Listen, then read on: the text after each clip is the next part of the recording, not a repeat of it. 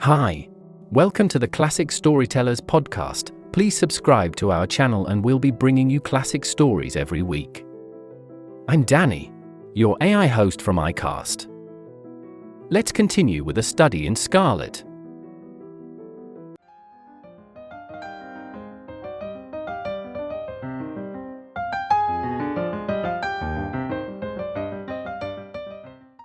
Chapter 4.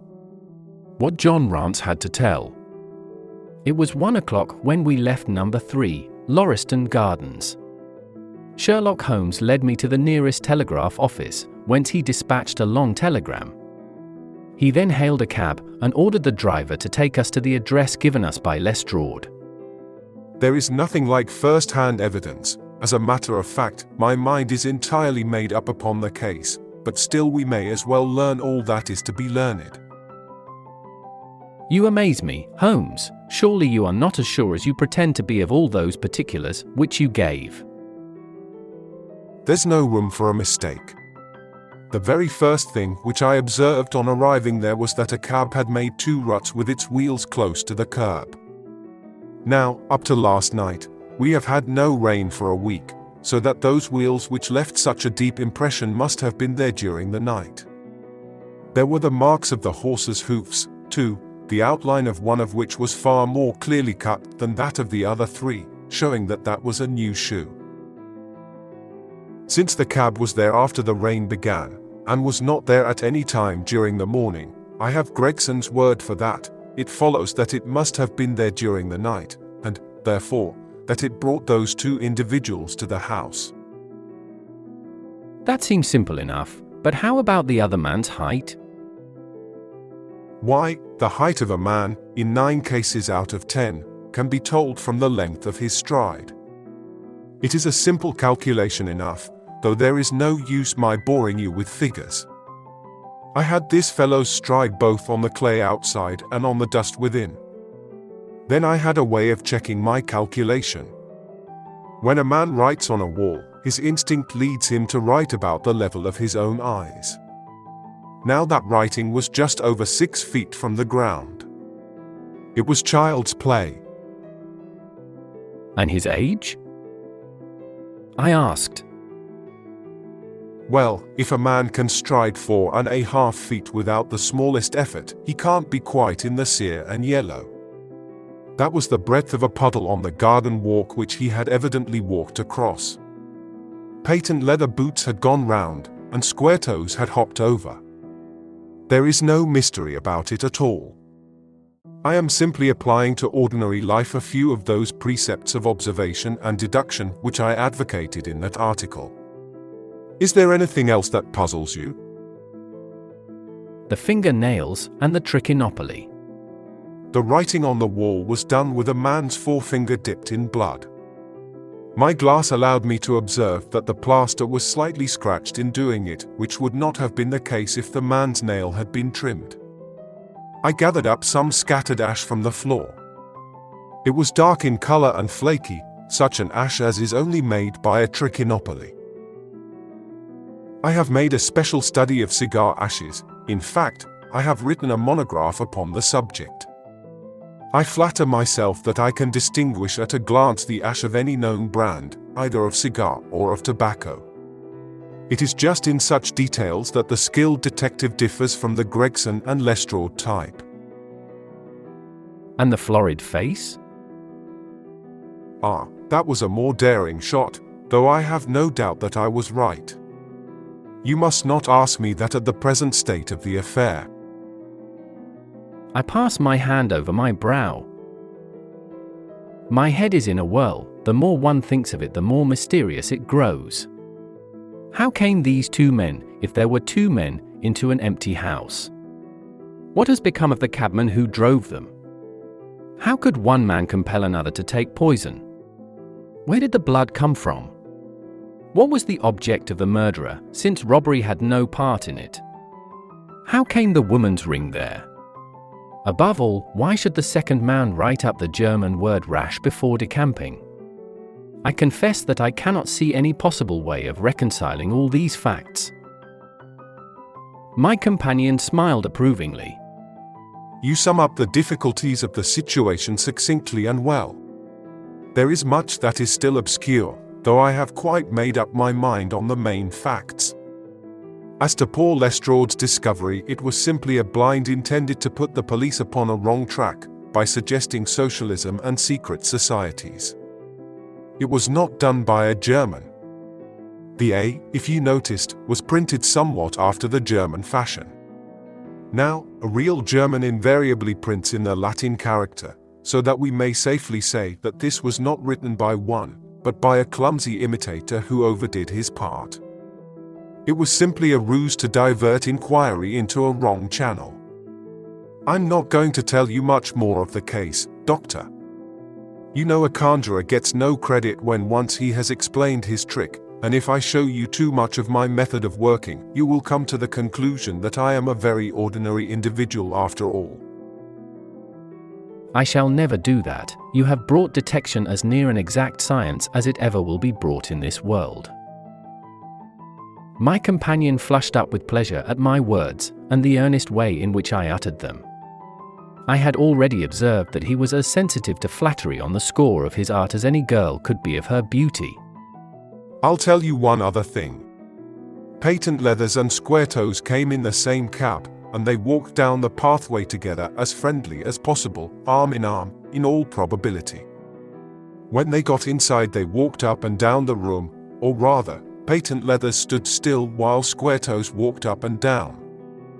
I could read all that in the dust, and I could read that as he walked he grew more and more excited.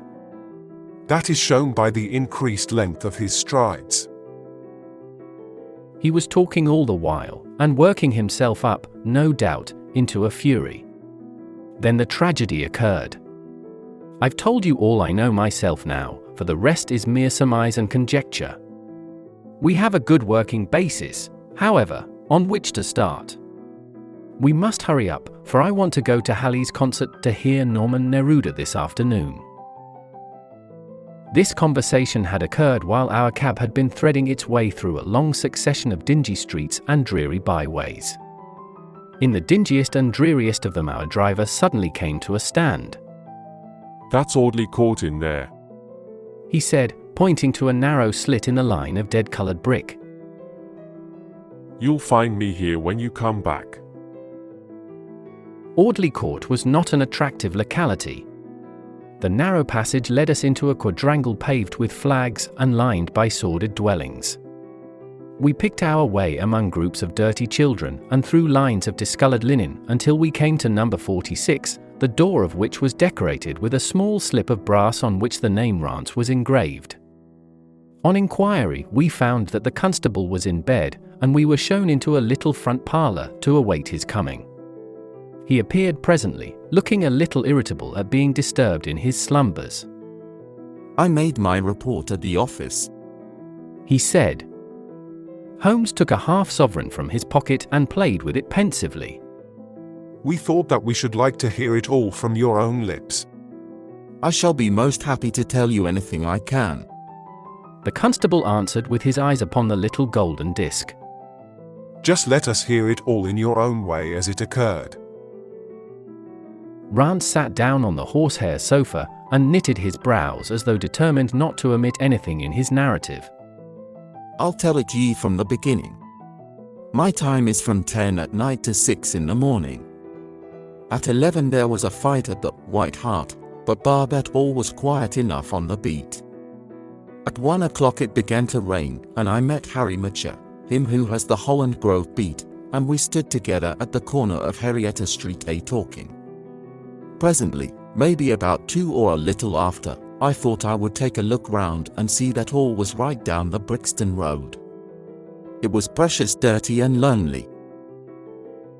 Not a soul did I meet all the way down, though a cab or two went past me. I was a-strolling down, thinking between ourselves how uncommon handy a 4 of gin hot would be, when suddenly the glint of a light caught my eye in the window of that same house. Now, I knew that them 2 houses in Lauriston Gardens was empty on account of him that owns them who won't have the drain seen to, though the very last tenant what lived in one of them died o' typhoid fever. I was knocked all in a heap therefore at seeing a light in the window, and I suspected as something was wrong. When I got to the door, You stopped and then walked back to the garden gate. My companion interrupted. What did you do that for? Rance gave a violent jump and stared at Sherlock Holmes with the utmost amazement upon his features. why, that's true, sir. Though how you come to know it, heaven only knows. Ye see, when I got up to the door it was so still and so lonesome, that I thought I'd be none the worse for someone with me. I ain't afeard of anything on this side o' the grave, but I thought that maybe it was him that died o' the typhoid inspecting the drains what killed him. The thought gave me a kind o' turn, and I walked back to the gate to see if I could see Mitch's lantern, but there wasn't no sign of him nor of anyone else. There was no one in the street? Not a living soul, sir, nor as much as a dog. Then I pulled myself together and went back and pushed the door open. All was quiet inside, so I went into the room where the light was burning. There was a candle flickering on the mantelpiece, a red wax one, and by its light I saw. Yes, I know all that you saw. You walked round the room several times, and you knelt down by the body, and then you walked through and tried the kitchen door, and then… John Rance sprang to his feet with a frightened face and suspicion in his eyes. Where was you hid to see all that? It seems to me that he knows a deal more than you should. Holmes laughed and threw his card across the table to the constable. Don't get arresting me for the murder. I am one of the hounds and not the wolf. Mr. Gregson or Mr. Lestrade will answer for that. Go on, though. What did you do next?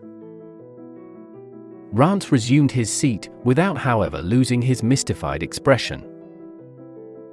I went back to the gate and sounded my whistle. That brought Ch4 and 2 more to the spot. Was the street empty then?